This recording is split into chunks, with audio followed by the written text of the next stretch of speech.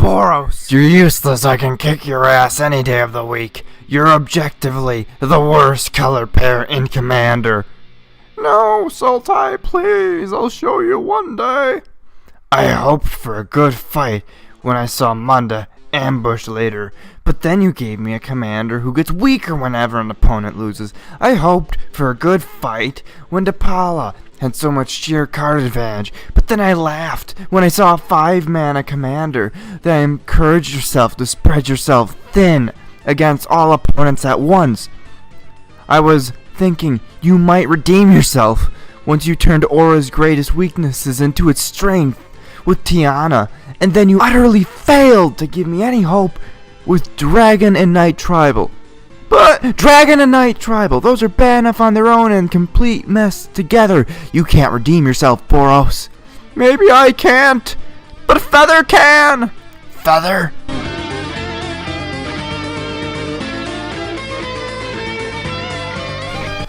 Feather will not only redeem my color pair, but she'll also make you and Muldrotha tremble.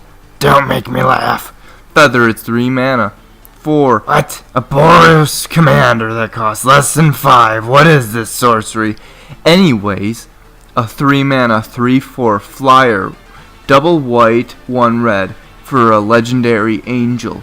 Whenever an instant or sorcery spell targets a creature you control, that card, instead of putting it into your graveyard as it resolves, return to your hand at the next end step, not even next upkeep. Sounds confusing. This commander is very flexible. You could easily go for a blink deck that just blinks every creature, every turn, no tempo loss. But we're gonna go for a traditional heroic build today. Let me explain why this ability is powerful. When you cast an Ancestral Recall, you might draw 3 lands. When you cast a spell with Feather out, you virtually never lose the good cards. You can just replay them as long as you have creatures in play. But Ancestral Recall is much stronger than that. Don't even compare them. I understand, but don't underestimate the Boros Legion.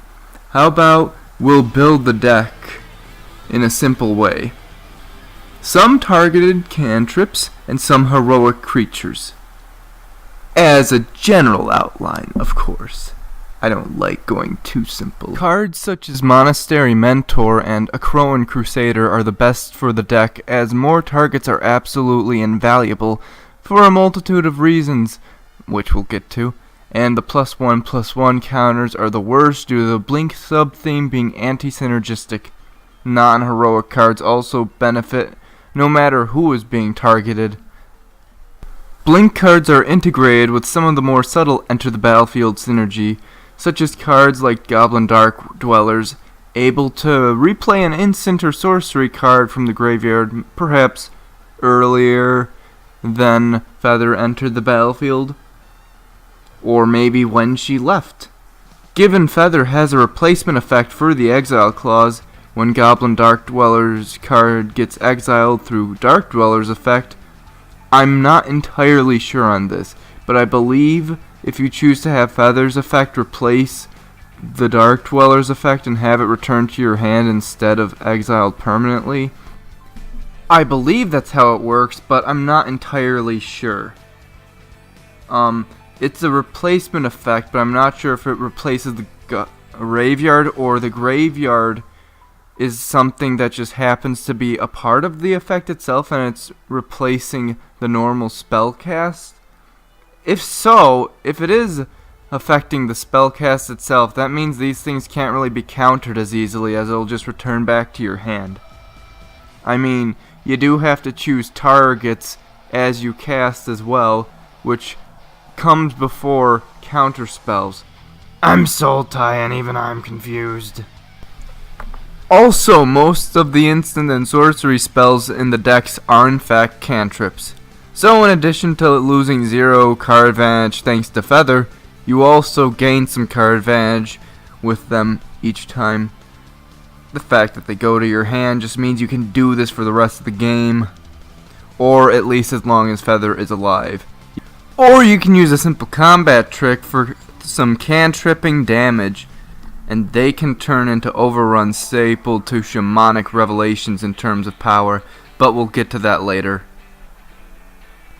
Another thing that this deck has going for is the dual use of removal spells. There are a lot of removal spells in this deck, but with enough creatures out, they can be used on our own creatures for value. If you have a Monastery Mentor on a Path to Exile, then you can path one of your tokens that you create each turn to get a land, and every Path to Exile makes another token. This is Boros we're talking about, a new land every turn in addition to our normal land drop, like wow. Or Divergent Transformations and Chaos Warp can also roll the dice on some of your own heroic creatures and get better cards, while still being able to get some value out of targeting them in the first place. What is this, Boros? Aren't you supposed to just attack instead of using a clever balance of creatures and subtle synergies and deck building? I'm going to destroy this damn planet. This is who I am.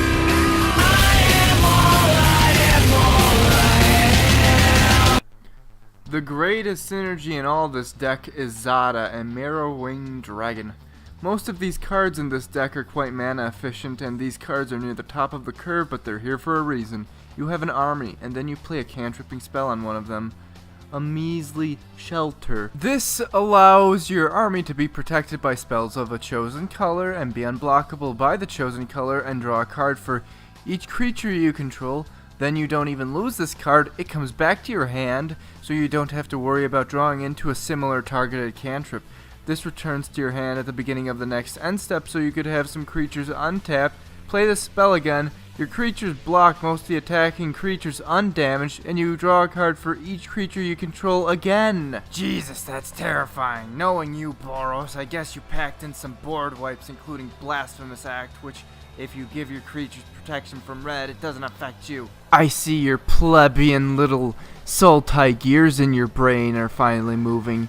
You always critique me about card advantage, Sultai colors. But now, it doesn't seem like knowledge is power after all, or at least as much as it should be.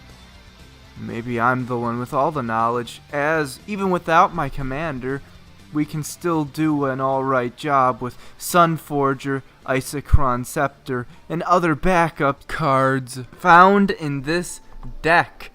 We even have Rest in Peace against you Sultai bastards. You know, Muldrotha, your recent little all-star, you know how it just plays up to one of each permanent type a turn? Sure, we don't have as many to choose from in terms of card types, but we can spam a lot of instants and sorceries. And it costs half as much as Muldrotha and doesn't die to Rest in Peace. Haha, Sultai, I see you're shaking. Shaking in your fangy little boot. Shaking because there is nothing you can do to stop Boros Legion's raw power. Sorry, Boros, I cast Damnation. Judge.